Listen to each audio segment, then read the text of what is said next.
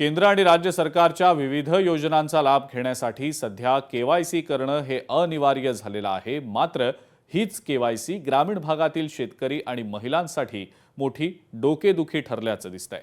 Digital क्रांतीच्या गप्पा एकीकडे मारल्या जात असल्या तरी प्रत्यक्षात मात्र सर्व्हर डाऊन असणं आणि डोंगर दऱ्यांमध्ये नेटवर्क शोधण्याची वेळ लाभार्थ्यांवर आलेली आहे। या योजनेचा लाभ घेण्यासाठी शेतकरी आणि लाडक्या बहिणींना पायपीट करावी लागतेय। काय नेमकी अडचण होतीये पाहूयात या विशेष रिपोर्टमधून।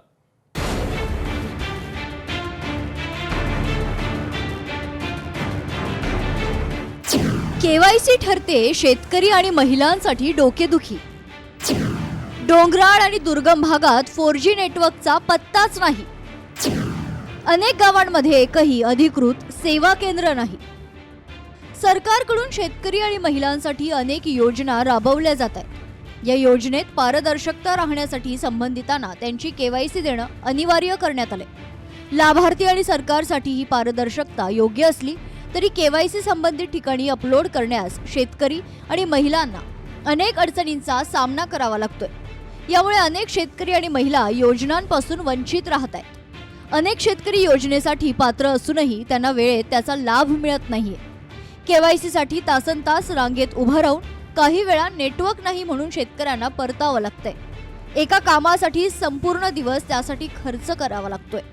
शेतकऱ्यांची अडचण सरकारनं समजून घेण्याची अपेक्षा शेतकरी आणि लाडक्या बहिणींनी व्यक्त केली आहे। गेल्या 2 दिवसापासून आम्ही शहरामध्ये चक्रा मारतोय।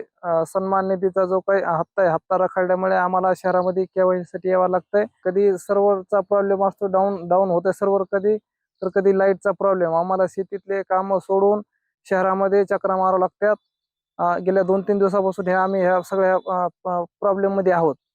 तरी लवकरात लवकर आमची केवायसी करून जो काही अनुदान आहे, शासकीय अनुदान, हे लवकरात लवकर आमच्या खात्यावर वर्ग करण्यात यावं। अनेक गावात केवायसी करण्यासाठी केंद्र नाहीये। साध्या कामासाठी 50 रुपये भाडं देऊन तालुक्याला जावं लागतं। तिथे गेल्यावर गर्दी इतकी असते की नंबरच लागत नाही आणि अनेकदा नंबर आला तर नेटवर्क, वीज पुरवठा खंडित होणं अशा अडचणींचा सामना करावा लागत असल्याची खंत महिलांनी व्यक्त केली आहे। ग्रामीण भागातील अनेक महिलांनी त्यांना मोबाईल काहीच समजत नाही, कोणावर तरी अवलंबून राहावं लागतं, त्यामुळे त्यांच्याकडून वेळेत केवायसी दिली जात नसल्याची अडचण सांगितली आहे। आमची केवायसी करायला गेलं की केवायसी होत नाही। तिथे गेलं की म्हणजे ह्याच्यात यादीत नावच नाही म्हणतात। 200-300 रुपये खर्च करून आम्ही जातो। तिथे गेल्यानंतर 200-300 रुपये खर्च सांगतात, तरी बी होत नाही म्हणतात। तिथून 2-3 दिवसांनी होईल किंवा झालीच नाही, तुमचं नावच दाखवी नाही असं प्रॉब्लेम दाखवतात। आम्हाला सरकारला एवढीच विनंती आहे, तुम्ही योजना काढली, गोरगरिबासाठी काढली, त्यासाठी आणि तुम्ही काहीतरी त्यातनं हे करावं, मार्ग काढावा। केवायसी करायला गेलं तर तिथं अडचणी आहे, त्यामुळे सांगतात नेटच बंद आहे, होत नाही।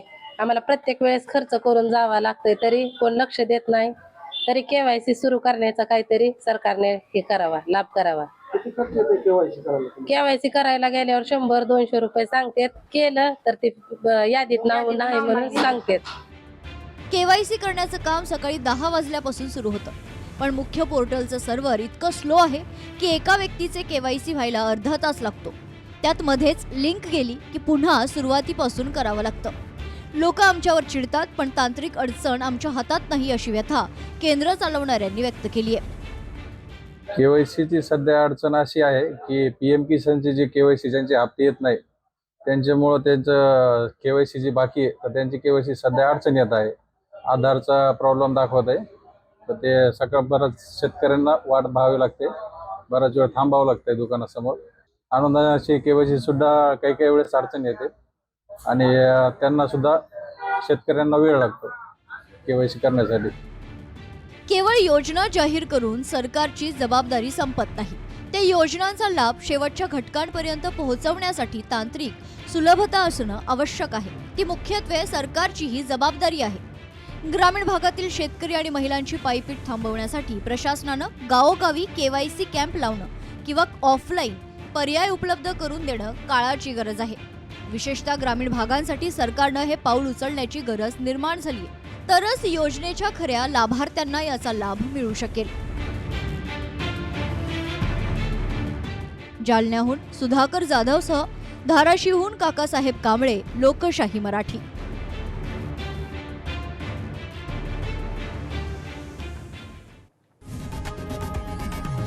लोकशाही मराठी ऐका, पहा, जागरूक रहा.